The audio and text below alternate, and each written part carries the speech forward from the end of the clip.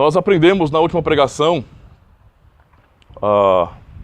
acerca da verdade de que nós não podemos jamais, na verdade, satisfazer a justiça de Deus. Aprendemos de maneira enfática que Deus realmente nos cobra a obediência porque nós pecamos, não é? Então nenhuma outra criatura será punida em nosso lugar. Mas o próprio ser humano deve ser punido porque o ser humano foi quem pecou, quem desobedeceu à lei de Deus. E isso realmente é o que a Escritura nos ensina. Então nós aprendemos que toda a tentativa religiosa no mundo, não é, que é a religião produzida pelo próprio mundo com os conceitos humanos, sempre leva o ser humano a perseguir essa obediência com o fim de serem salvos. Qualquer religião do mundo é assim. Porém, a religião cristã que Deus revelou, ou seja, a religião que a Escritura nos ensina, não é, que está revelada desde o Éden, desde a queda, é uma religião completamente ao contrário. Nós temos que reconhecer diante disso a nossa pequenez, a nossa incapacidade e reconhecer que é Deus quem opera tudo em nossas vidas. Ou seja, é o próprio Deus quem providenciou, nesse sentido, um mediador, porque nós não podemos. Procuramos em todos os meios, procuramos por cada líder religioso famoso, por pessoas que têm um grande nome nesse mundo, que são admiradas por sua piedade externa, pelo menos, e nenhum deles pode fazer nada por nós. Absolutamente nenhum deles. E tudo que nós procuramos nunca nos levou a canto nenhum. Essa é a história da humanidade tentando a autojustificação. Mas então o próprio Deus envia o seu próprio Filho. O seu próprio Filho que é o mediador. E ele ser o mediador nos traz um ensinamento nesse sentido do que isso significa na verdade. Por que ele é o mediador? Porque somente Jesus Cristo pode ser o mediador. A conclusão do Dia do Senhor 5, na pergunta 15, diz bem assim: que tipo de mediador e libertador temos que buscar? A resposta: alguém que seja homem verdadeiro e justo, e mais poderoso que todas as criaturas. Isso é, alguém que seja ao mesmo tempo Deus verdadeiro. Então, o único mediador, o único que poderia nos prover salvação, remissão dos pecados, seria alguém que é exatamente como nós, ou seja, é humano e ao mesmo tempo, e 100%, é Deus. Ele não é uma manifestação humana, ele é um ser humano. Ele deveria ser um homem, como nós somos, humanos, ao mesmo tempo que Deus verdadeiro. Somente esse poderia resistir à ira de Deus. O máximo que poderíamos fazer era receber a punição por nosso pecado, recebendo a ira de Deus e sendo destruídos. O nosso mediador não podia ser destruído. Não podia ser alguém como nós. Mas teria que ser mais poderoso que todas as criaturas. Ou seja, deveria ser Deus. Há muitas informações do Evangelho. E no Dia do Senhor 6, na pergunta 19 especificamente, nós temos uma pergunta bem simples, mas que diz muito, não é? Tudo isso que o Evangelho nos ensina, toda essa realidade de que o nosso mediador deve ser um homem verdadeiro e Deus verdadeiro nesse sentido, ou seja, Deus, homem, de maneira perfeita, não é? Como é que nós sabemos disso? E a pergunta justamente é isso, como você sabe disso? Pergunta 19 do Dia do Senhor 6. E a resposta é, pelo Santo Evangelho, revelado pela primeira vez no paraíso pelo próprio Deus, o qual o fez proclamar depois pelos patriarcas e profetas, e prefigurar como sombras pelos sacrifícios e outras cerimônias da lei, fazendo-o por fim ser cumprido por meio de seu único Filho. Então, o Evangelho só nos leva para Cristo. A única salvação que Deus demonstra para a raça humana é Jesus Cristo. Tudo aponta para Ele. E esse é o grande ponto aqui. O texto da pregação oficial dessa manhã é o texto de Romanos, capítulo 1, versículo 16 e 17. Nós vamos ler esse texto, em seguida orar. Romanos, capítulo 1, versículo 16 e 17. Pois não me envergonho do Evangelho, porque é o poder de Deus para a salvação de todo aquele que crê, primeiro do judeu e também do grego, visto que a justiça de Deus se revela no Evangelho, de fé em fé, como está escrito, o justo viverá por fé. Amém? Vamos orar, mais uma vez. Ó Deus, nós rogamos a Ti, Senhor. Rogamos ao Senhor pedindo que nos abençoe em mais uma pregação. Estamos reunidos para ouvir a Tua voz, Senhor. Não meras argumentações humanas. Nós queremos ser edificados por Ti, Senhor, por Tua palavra. Por isso pedimos ao Senhor que nos fale. Que a despeito de nossas fraquezas, de minha fraqueza como pregador, fala ao Teu povo, Senhor. Fortalece a fé que o Senhor tem dado a cada um de nós, por meio da pregação do Evangelho. Nos mostra a glória do Evangelho, Senhor. Que poder maravilhoso é esse que o apóstolo expressa, que é o poder de Deus. Ajuda-nos a entender isso, ó Deus, para que ao fim possamos verdadeiramente sermos fortalecidos na verdadeira fé, na compreensão do que vem a ser o Evangelho, e assim adorarmos ao Senhor com mais intensidade, com compreensão da Tua palavra. Nós pedimos isso, em nome de Jesus Cristo. Amém. Amém. Amados irmãos, observando então esse texto de Romanos capítulo 1, verso 16 e 17, um texto bem conhecido de todos, na verdade, a maioria dos cristãos conhecem esse texto muito bem. Nós temos que pensar justamente no que é o Evangelho. O próprio texto já diz, mas nós temos que refletir nisso. O que é o Evangelho? E por que essa pergunta é tão importante, na verdade? Porque, na verdade, irmãos, boa parte dos cristãos não conseguem definir o que é o Evangelho. Eu digo isso por experiência, por já perguntar para as pessoas. Porque o conceito que as pessoas têm nas suas mentes sobre o Evangelho é algo estranho. Na verdade, muitas coisas referentes à Escritura é distorcido na mente das pessoas. De maneira que a palavra cristão, por exemplo, igreja, religião, pastor, fé, tudo isso é banalizado no mundo que nós vivemos. É distorcido no mundo que nós vivemos. Por exemplo, pensando no ofício de um pastor ou de um presbítero, são oficiais da Igreja de Cristo para servir a Igreja de Cristo e não mandar nela. É isso que a Escritura ensina. Eu, como oficial, sou servo de Cristo e, servindo a Cristo, eu sirvo a Igreja. Eu sou aqui para servir. Mas o que as pessoas têm em suas mentes sobre o ofício de pastor hoje? O pastor, ele é um sacerdote, um mediador entre Deus e as pessoas. O pastor é alguém de tamanha autoridade que o que ele fala deve ser acatado sem ser questionado. As pessoas simplesmente devem obedecer. É isso que tem sido ensinado muitas vezes. Líderes religiosos, não é? São, na verdade, os reis das comunidades. Olha o que fazem com um ofício que, na verdade, é para servir. As pessoas têm o costume de distorcer as verdades que o Evangelho deixa tão claras para nós. A palavra Evangelho, do mesmo jeito, é obscura para muitas pessoas. Geralmente as pessoas falam sobre apenas o significado da palavra, as boas novas. O que é o Evangelho? São as boas novas de Jesus Cristo. Mas não pode descrever o que são essas boas novas, nem as suas implicações para nossas vidas. Você diz que o Evangelho são as boas novas de Jesus Cristo e você fala que tem uma boa notícia para entregar às pessoas, mas você mesmo que diz isso acaba não crendo nessa boa notícia, porque você duvida da obra de Cristo, porque você não consegue confiar no que Ele fez por você, porque você acha que você deve fazer alguma coisa ainda para alcançar a salvação. Essa é a boa notícia? Se virem ou vão para o inferno?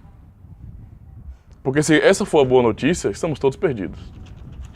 Se o que Deus tem para me dizer é simplesmente isso, não há exceção, obedeçam ou morram, que na verdade é o que a lei diz, estamos todos perdidos. A boa notícia é algo que revela a graça de Deus e que está além de tudo isso. É o que revela que nós, apesar de sermos como qualquer outro, pecadores, ainda assim, pela misericórdia de Deus, fomos alcançados. Nos reunimos como povo de Deus, ouvimos a pregação e ouvimos Deus falar, não porque nós somos bons e merecedores, mas é por causa dessa graça revelada no Evangelho. A justiça de Deus, como Paulo diz, se revela no Evangelho. Nos é atribuída, nesse sentido, justiça pela fé no Evangelho. O Evangelho, então, não é uma coisa simples. As pessoas têm olhado para o Evangelho como, por exemplo, quando se fala de Evangelho, o que é Evangelho? Não é? As pessoas associam o Evangelho, por exemplo, a buscar uma vida social mais aceitável, um patamar mais elevado.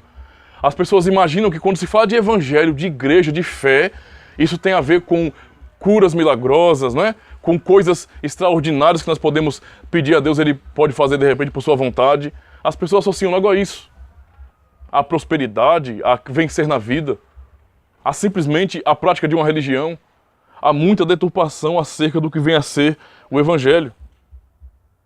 Pessoas entendem que o Evangelho simplesmente significa buscar o poder do Espírito Santo para que você possa operar maravilhas, falar em outras línguas, manifestar dons espirituais na igreja, dons extraordinários. E isso é o Evangelho para muitas pessoas. Não entendem o que significa essa palavra em toda a sua profundidade naquilo que Deus revela à sua igreja. É isso que eles chamam de Evangelho. Porém, como nós lemos no texto da palavra de Deus, a Escritura já responde o que é o Evangelho. E Paulo está dizendo justamente isso, que ele não se envergonha do Evangelho. Por quê? Porque é o poder de Deus. A resposta bíblica sobre o que é o Evangelho não é, na verdade, uma definição apenas da palavra, do seu significado etimológico. Na verdade, a definição de Evangelho é o poder de Deus. O Evangelho é o poder de Deus. Ele é simplesmente isso. Então, qualquer pensamento que distorça isso, que diminua essa realidade, essa afirmação de que o Evangelho é o poder de Deus, não é uma afirmação fiel, não é uma afirmação correta, não corresponde àquilo que a Escritura diz. Ler na Escritura que o Evangelho é o poder de Deus é ouvir o próprio Deus dizendo: o Evangelho é o meu poder para a salvação de todo aquele que crê. É um poder, na verdade, que tem um propósito. Não é um poder místico que você toma posse, como algumas pessoas acham que é, para operar esses sinais, para operar maravilhas. O Evangelho é um poder de Deus que nós descobrimos. E então, porque agora sabemos o que é o Evangelho, nós temos poder para fazer coisas. Não tem nada a ver com isso. O Evangelho não é o nosso poder. O Evangelho é o poder de Deus. E esse poder é direcionado, tem um propósito. É o poder de Deus para a salvação. Esse é o Evangelho. Poder de Deus para a salvação. De qualquer um. O Evangelho é uma mercadoria barata, é algo que você simplesmente lança as pessoas, elas esculhambam, elas não ligam. Não, o Evangelho não é isso. Ele é o poder de Deus para a salvação de todo aquele que crê. O poder do Evangelho se manifesta naquele indivíduo que, ouvindo o Evangelho, pelo poder do Espírito Santo, ele crê na palavra de Deus. Ele crê nas promessas do Senhor. Ele crê na verdade sobre Cristo. Esse é o Evangelho. O poder de Deus para a salvação de todo aquele que crê. Esse Evangelho, como é ordenado na Escritura, que deve ser pregado, ele é uma mensagem. Esse poder de Deus, não é uma coisa que se manifesta, que que se manifesta por leis físicas desconhecidas, como algumas pessoas acabam citando, por coisas que nós não podemos explicar. Na verdade, esse Evangelho é uma mensagem, é uma verdade. Se refere a informações, a verdades profundas da eternidade, do nosso mundo aqui, da nossa salvação, que nós jamais alcançaríamos por capacidade intelectual. Ninguém poderia chegar às conclusões do Evangelho, a entender o que o Evangelho é, por estudo. Se você quiser tentar entender o que é o Evangelho apenas estudando, confiando na sua capacidade intelectual, não, pastor, eu sou uma pessoa que leio muito. Pastor, eu sou uma pessoa formada. Pastor, eu tenho capacidade, eu já provei isso, porque eu já tirei notas altas no Enem, notas altas nas provas que tem por aí, no país. Eu já mostrei que o meu QI é elevado. Isso não vai levar você ao conhecimento do Evangelho. Todo o esforço humano é inútil. Essas informações, elas não nos chegam por esforço pessoal. O Evangelho é a mensagem, é a promessa, é a verdade acerca de Deus, das nossas vidas, da salvação. Tudo isso não nos vem por esforço pessoal. Esse é o ensino da Escritura. Abram as suas Bíblias em 1 Coríntios. 1 Coríntios capítulo 2. E observe o ensino da Escritura sobre o Evangelho.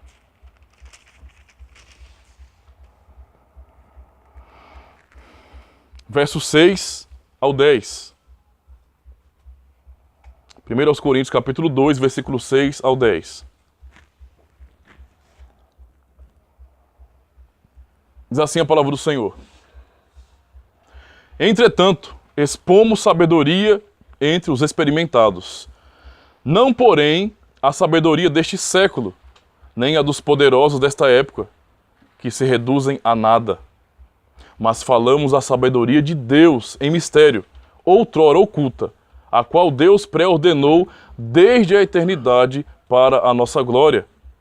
Sabedoria essa que nenhum dos poderosos deste século conheceu, porque se a tivessem conhecido, jamais teriam crucificado o Senhor da glória. Mas como está escrito, nem olhos viram, nem ouvidos ouviram, nem jamais penetrou em coração humano o que Deus tem preparado para aqueles que o amam. Mas Deus nos revelou pelo Espírito, porque o Espírito a todas as coisas perscruta, até mesmo as profundezas de Deus. Ouça o ensino da palavra de Deus aqui. Ainda citando apenas, eu vou ler para os irmãos, um texto bíblico diz bem assim: o mistério que esteve oculto dos séculos e das gerações, mas agora foi manifesto aos seus santos.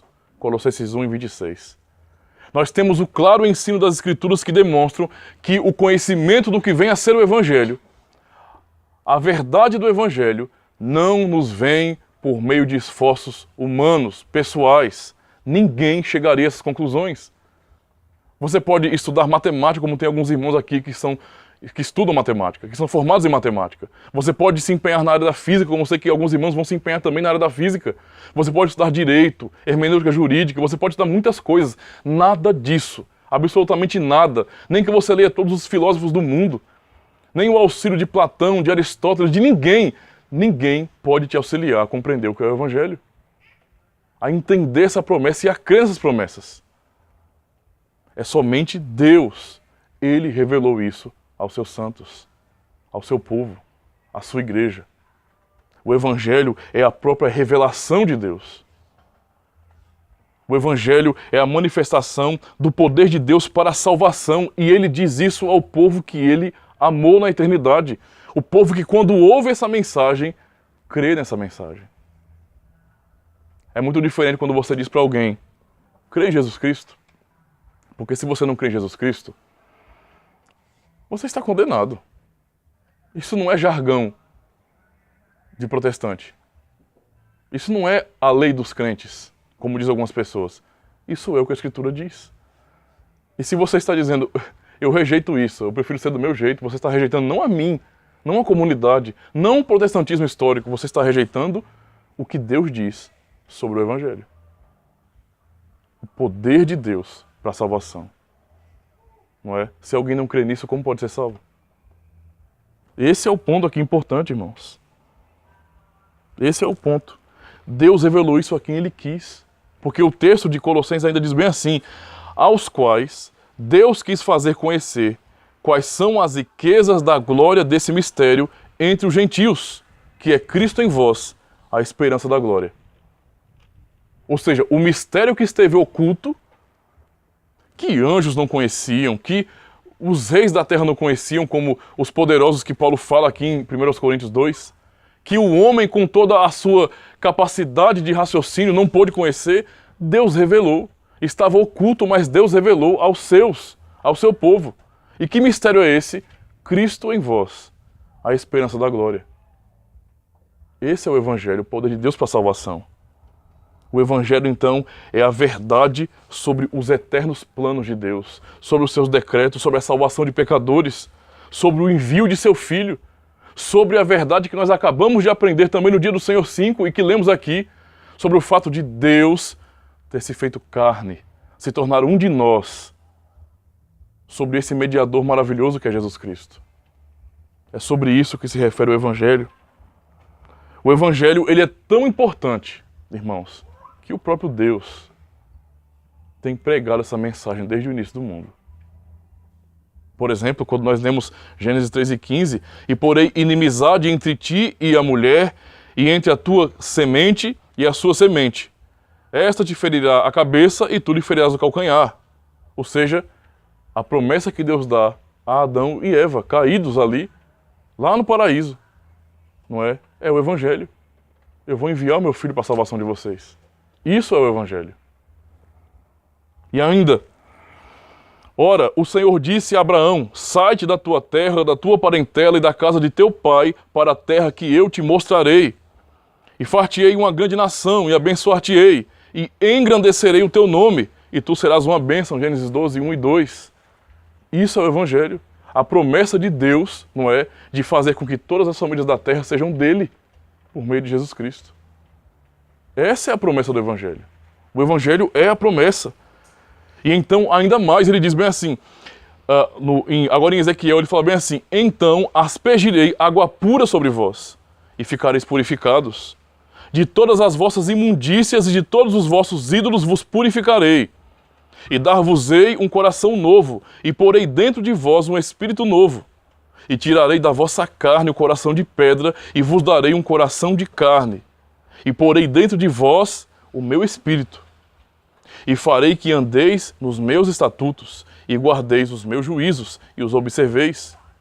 E habitareis na terra que eu dei a vossos pais, e vós sereis o meu povo, e eu serei o vosso Deus. Ezequiel 36, 25 a 28. Isso é o Evangelho. A promessa de Deus, não é, de que finalmente o povo que ele escolheu seria um povo santo. Veja, o texto de Ezequiel nos ensina de maneira muito clara que não é por amor ao povo ou pela capacidade que o povo tinha de purificação. O povo era idólatra, estava desonrando a Deus. Deus está prometendo aqui que Deus purificaria de uma vez por todas esse povo. Quando é que ele fez isso? Quando enviou seu filho para morrer pela igreja, para dar vida pela igreja, para santificar o seu povo de uma vez por todas. Uma salvação perfeita, inalterável. Essa é a promessa em Ezequiel, isso é o Evangelho. E ainda mais, em Daniel, por exemplo, 2:44, ele diz: mas nos dias desses eis, o Deus do céu levantará um reino que não será jamais destruído, e este reino não passará a outro povo. Esmiuçará e consumirá todos esses reinos, mas ele mesmo subsistirá para sempre. Isso é o Evangelho. A promessa de Deus que o seu reino seria estabelecido e ele seria completamente inabalável. Ninguém poderia destruí-lo. Ao contrário, ele destruiria todos os demais reinos da terra. Somente esse reino prevalece no final. Isso é o Evangelho. É a promessa de Deus. E ainda, crê no Senhor Jesus e será salvo tu e tua casa. Isso é o Evangelho, irmãos. Poder de Deus para a salvação de todo aquele que crê. Crê no Senhor Jesus e será salvo, tu e tua casa. O texto ainda diz mais, já em Apocalipse: e Deus limpará de seus olhos toda lágrima, e não haverá mais morte, nem pranto, nem clamor, nem dor, porque já as primeiras coisas são passadas. Isso é o Evangelho, a promessa de uma paz eterna, que nós nunca alcançamos aqui. Isso é o Evangelho, é a salvação. E por fim, o que Paulo ensina também em Romanos 8 e 18, quando ele diz: porque para mim tenho por certo que as aflições do tempo presente não são para comparar com a glória que em nós há de ser revelada. Todas essas informações, elas demonstram o que o Evangelho é: o poder de Deus para a salvação de todo aquele que crê. Ninguém, absolutamente ninguém, pode ser salvo. Ninguém tem esperança ao ouvir isso e desprezar. A ouvir não o que homens dizem, não o que religiões pregam, não o que instituições inventaram historicamente falando, mas a ouvir o que Deus diz em sua palavra. É Deus dizendo às pessoas: esse é o meu Evangelho. Amem o meu filho, creiam nas minhas promessas, confiem em mim. Abraão, que era um pagão, um homem idólatra na sua cultura, foi chamado por Deus. Deus lhe fez promessa, e como Gênesis 6, 15, versículo 6 nos ensina, creu Abraão em Deus, e isso lhe foi imputado para a justiça. Ele creu em Deus, ele creu na promessa. É disso que se trata o Evangelho. Portanto, toda a distorção, todo o pensamento que ensina que o Evangelho é busca por milagres, por satisfação pessoal, não é? É busca por casamento, por emprego, por prosperidade financeira. Tudo isso é uma banalização da fé. Tudo isso é uma ofensa, é uma diminuição do que é o Evangelho.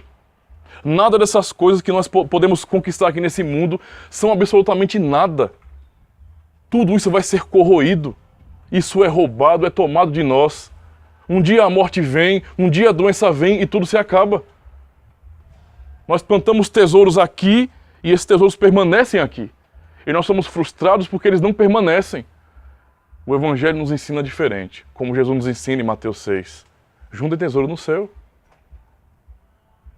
Porque lá ninguém toma de vocês. Lá o tempo não vai acabar, ferrugem não vai corroer isso. Ninguém pode roubar de vocês aquilo que está no céu. Isso é o Evangelho. Onde está o nosso tesouro, é aí que está o nosso coração. Quando alguém não crê no Evangelho, é porque o seu coração está aqui nesse mundo.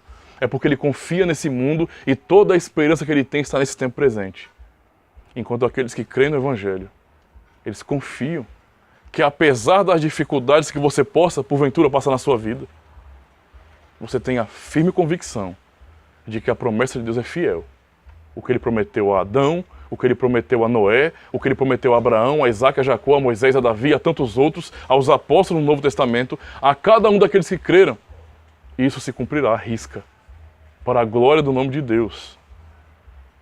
Esse é o Evangelho. Poder de Deus. Poder de Deus para a salvação. Entendendo então, irmãos, o que é o Evangelho? Qual a importância disso? Qual a importância do Evangelho para nós? Porque às vezes apenas falar do seu significado ou tentar definir o Evangelho soa como algo simples demais. Qual a importância disso? Por que eu devo ouvir a mensagem de Deus, o que Deus diz, de maneira desesperada? Por que isso não pode ser levado na brincadeira por mim? Por que quando eu ouço a pregação do Evangelho, a pregação da palavra de Deus, isso não pode ser uma brincadeira? Eu não posso apenas ouvir isso e jogar fora e não se importar, e não me importar. Porque isso diz respeito à minha vida eterna ou morte eterna. Isso diz respeito à salvação ou à condenação. Toda a importância do Evangelho repousa em uma só verdade, Jesus Cristo. Nós lemos o texto de Romanos 1, e para refrescar a memória dos irmãos, Paulo diz, quando ele se apresenta, ele fala, separado para o Evangelho de Deus. Observe, o qual foi por Deus outrora prometido por intermédio dos profetas nas Sagradas Escrituras. O Evangelho foi prometido com uma mensagem, com uma palavra, não é? Com respeito a quem? Ao seu Filho. Então, o foco do Evangelho, a grande mensagem do Evangelho é a mensagem sobre Jesus Cristo. Não há outra coisa. Então vocês percebem quando as pessoas pegam e transformam o Evangelho, o termo Evangelho, em outras coisas, isso é um desmerecimento do que esse nome significa, do que o Evangelho é de fato. Isso traz vergonha, diminui o que o Evangelho é. Não exalta isso como o poder de Deus para a salvação. Por que é o poder de Deus para a salvação? Porque se refere a Jesus Cristo, o nosso único e suficiente Salvador. Tudo tem a ver com Cristo. O próprio Deus deixa de maneira muito clara na revelação que tudo tem a ver com Jesus Cristo. Absolutamente tudo. A nossa salvação repousa nele. O Senhor diz na sua palavra, porque aprove a Deus que nele, isto é, Jesus Cristo, residisse toda a plenitude. Colossenses 1:9. Aprove a Deus que em Jesus Cristo residisse toda a plenitude. Tudo que nós temos está em Jesus Cristo. Imagine o que será no fim, no futuro, para aquelas pessoas que olham para Jesus Cristo como um mero personagem histórico, como apenas um grande líder na história, como o fundador do cristianismo. Imagina o que será para aquelas pessoas que usam Jesus Cristo como um marketing, que usam como, na verdade, uma ferramenta de trabalho, de mercado. As pessoas, na verdade, você tem um monte de pessoas que se dizem cristãs, mas elas não são cristãs, elas não creem na doutrina de Cristo. Mas elas usam o nome de Cristo, se dão o nome de igreja, porque isso é popular já há 2000 anos. Usam o nome dele como um slogan, mas não creem nele de verdade. Colocam Jesus Cristo é o Senhor escrito acima, escrito no púlpito, Jesus Cristo é o Senhor, mas não confiam em quem Ele é e em sua obra. Não confiam que Ele realmente salva. Não centralizam as suas vidas em Jesus Cristo. Você vai para um culto, para uma reunião de alguma comunidade, você chega lá e o foco é louvor, brincadeiras, testemunhos pessoais, piadas, né? Líderes palhaços que fazem o povo rir na hora do culto. E as pessoas gostam disso, né? Todo mundo sai aqui, que maravilha. Era melhor ter saído do culto, não é porque você não é crente mesmo, vai para um show de comédia, né? É melhor. Tá ali perdendo seu tempo. Você está ouvindo as pessoas desmerecendo e desonrando o nome de Cristo. Fazendo você rir do nome dele. Fazendo piada com o nome dele. Eles não centralizam Cristo na vida deles. Isso não é igreja. Isso não é cristianismo. Tudo, absolutamente, quando falamos de evangelho, tem a ver com o nosso Senhor Jesus Cristo. Fala da pessoa dele, fala quem ele é. Isso é a importância do evangelho. E isso é tão importante, tão profundo. Veja, as pessoas tratam isso como se fosse uma coisa simples, chata. Tem coisa melhor para me ouvir. Mas Deus não trata dessa forma. Deus trata isso como algo tão importante, tão sério, que Ele mesmo tem pregado sobre isso desde quando o homem caiu. Uma mensagem que tem sido pregada desde quando Adão e Eva caíram. É uma mensagem simples? É uma mensagem qualquer? É uma mera ideia que você pode descartar? Irmãos, quando Adão e Eva caíram, Deus falou sobre Jesus Cristo, Deus falou sobre o Evangelho, Deus pregou o Evangelho, vestindo o casal nu. Deus falou do Evangelho prometendo um descendente que poria fim às obras do diabo. Deus falou sobre o Evangelho, pregou o Evangelho quando disse a Noé, Noé, eu vou acabar com o mundo, mas vou preservar o meu povo. Constrói uma arca e coloca ali a sua família. E um casal de cada animal. Deus pregou o Evangelho ali, dizendo quem está na arca é salvo. Quem está na arca é livre do juízo. Ele estava falando de Jesus Cristo ali. Deus pregou o Evangelho quando chamou Moisés da sarça ardente no monte e disse, eu libertarei o meu povo da escravidão do Egito. Eu cumprirei a minha promessa feita a Abraão. Eu levarei o meu povo à terra que mana leite e mel. Deus pregou o Evangelho aí. Ali ele falou de Jesus Cristo. Cada vez que um animal era sacrificado na antiga aliança, cada sacrifício cruento, era Deus pregando o Evangelho. Era Deus falando para o seu povo, veja o que eu farei com o meu filho. Eu derramarei o sangue do meu filho por vocês. Eu porei fim de uma vez por todas às obras do diabo. Aquilo que aconteceu com vocês quando vocês me desobedeceram, eu eliminarei, aniquilarei na vida de vocês quando eu enviar o meu filho. Esse cordeiro morto aqui está substituindo vocês, porque eu estou ensinando a vocês que eu substituirei vocês de uma vez por todas quando levantar o meu filho na cruz. Deus pregou o Evangelho durante toda a história da humanidade. Desde o começo do mundo até hoje, irmãos, o Evangelho tem sido pregado. Como nós podemos olhar para uma mensagem como essa e entender como algo simples demais, como algo sem relevância para nossas vidas? Isso que as pessoas não se importam muitas vezes. É a única chance de salvação. É a única coisa que aponta para a salvação. Quem não crer nisso, quem não puder confiar na mensagem de Deus, quem não puder fazer como Abraão fez, que ao ouvir, sai da tua terra, larga a tua cultura, sai da casa dos teus pais, se desprenda da tua família. Eu estou chamando você, então saia daqui e vai para um lugar que eu ainda vou te mostrar. E Abraão creu. O Evangelho é isso. É o poder de Deus para a salvação. Ele fala todos os dias, amem o meu filho, como nós cantamos no Salmo 2, beijai o meu filho, beijai o filho ungido do Senhor, para que a sua ira não se acenda. Os únicos que são tidos no Salmo 2 como bem-aventurados são aqueles que se refugiam em Cristo. Não há mais nenhuma bem-aventurança fora de Jesus Cristo. Só há infidelidade, por mais que você não perceba isso, por mais que você ainda não tenha se tocado, por mais que a ficha não tenha caído ainda, fora de Jesus Cristo você está perdido, você está fora da arca, o dilúvio virá e você será levado e você morrerá. Porque essa é a realidade, fora de Cristo. E Deus está dizendo, creia no meu filho, ame o meu filho, confie em minha promessa de salvação. É isso que a igreja prega desde o começo. Os cristãos que são ridicularizados pelo mundo todo permanecem pregando as mesmas coisas. os fiéis, os cristãos verdadeiros, que não corromperam a mensagem, permanecem falando as mesmas coisas. Cristo. Nós precisamos de Cristo. Confie no Senhor Jesus Cristo, porque sem Ele você está perdido, eternamente perdido. Essa é a mensagem que Deus traz ao seu povo. Creio no meu Filho. Deus leva isso tão a sério